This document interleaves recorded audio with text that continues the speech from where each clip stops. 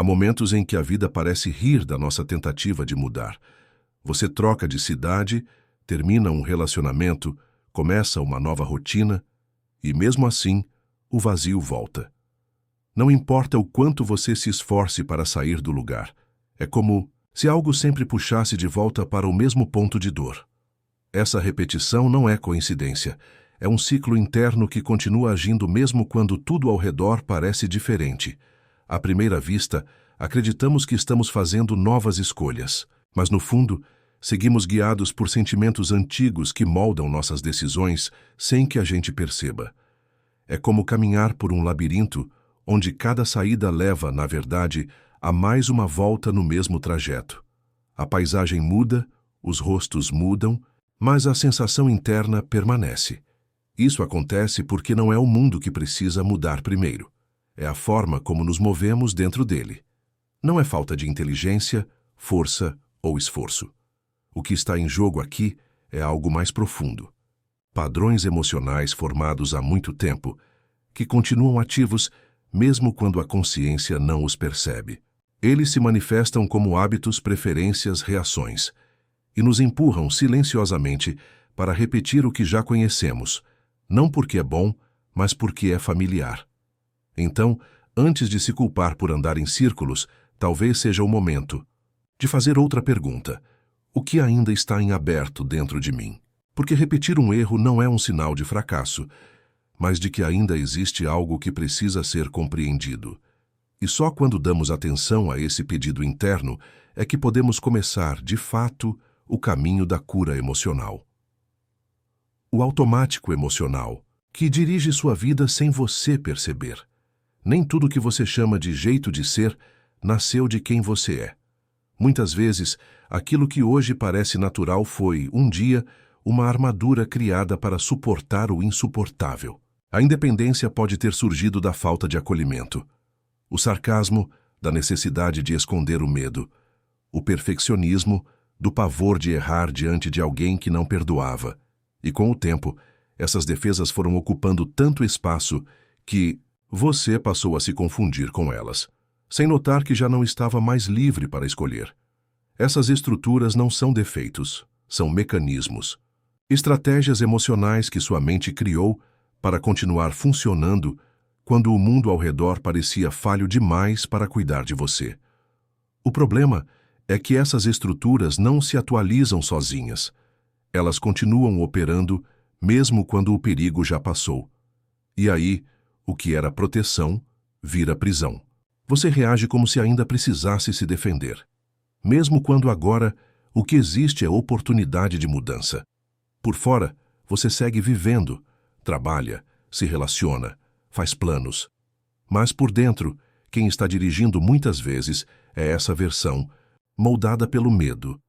Uma versão antiga, que só aprendeu a sobreviver e nunca foi ensinada a viver com liberdade emocional. É como andar com o freio de mão puxado sem perceber. A sensação de bloqueio não vem de fora. Ela nasce da fidelidade a um modo antigo de existir que já não serve mais, mas que você ainda não teve coragem de soltar. Reconhecer isso exige coragem, porque significa rever certezas que você carrega há anos. Mas só aí começa o processo de reintegração do eu, quando você percebe que pode ser mais do que suas reações, seus rótulos e suas defesas.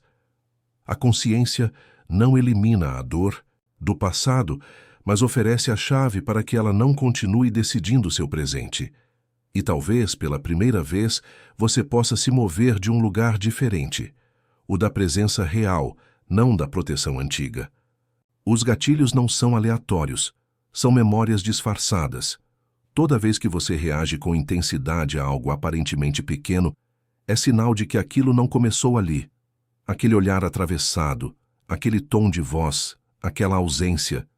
Tudo isso pode acionar memórias silenciosas que vivem em você como cicatrizes que nunca fecharam direito.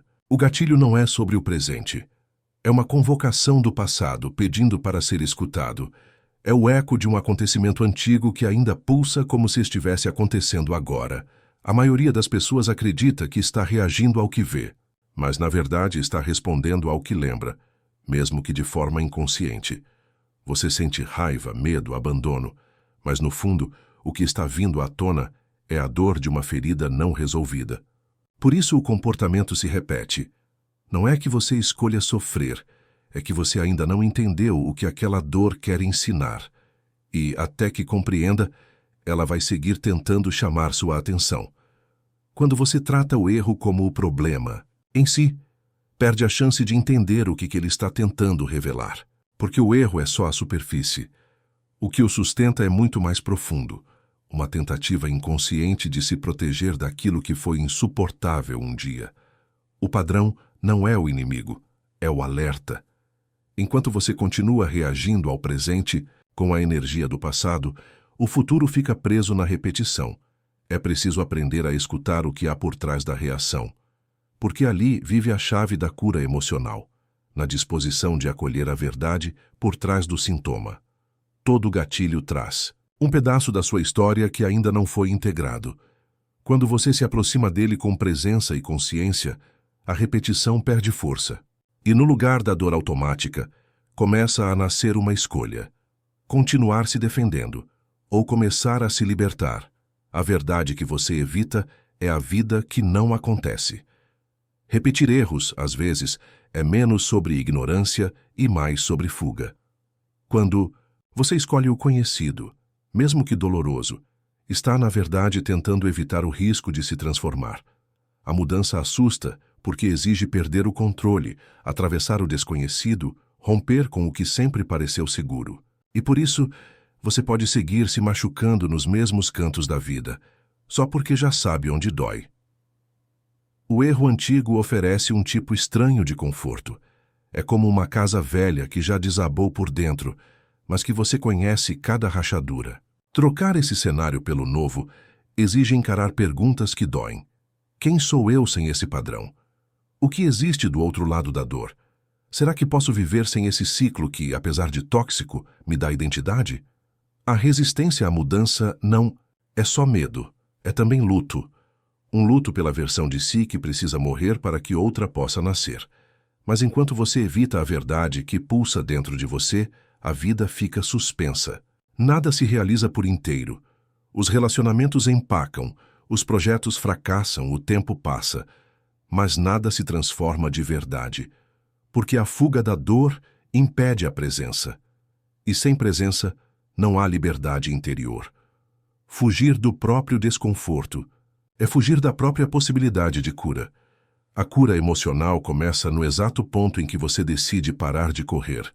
Quando você assume a responsabilidade de encarar o que está escondido, algo se movimenta. A dor, que antes te aprisionava, começa a virar aprendizado. O padrão antes automático se torna uma escolha consciente. E a verdade, por mais difícil que seja, começa a libertar aquilo que a fuga só conseguia adiar. A dor não quer te punir, quer te acordar. A dor que se repete não está tentando te castigar, ela está tentando te acordar. O sofrimento insistente não é uma sentença, mas um chamado. Ele se manifesta não porque você merece sofrer, mas porque há algo em você que precisa ser visto e, até agora, foi ignorado. A dor, quando escutada, deixa de ser ruído e começa a ser mensagem. É quando o sofrimento se torna consciente que ele começa a se dissolver. Muita gente gasta a vida tentando vencer a dor, como se ela fosse uma inimiga a ser derrotada. Mas dor não se vence, se compreende. Ela não quer te dominar, quer te orientar. Quando você para de lutar contra ela e começa a escutá-la, percebe que ela nunca quis te destruir. Ela só queria espaço para mostrar o que estava fora do lugar. E quando você oferece esse espaço, a repetição perde sentido, porque a mensagem foi finalmente entregue.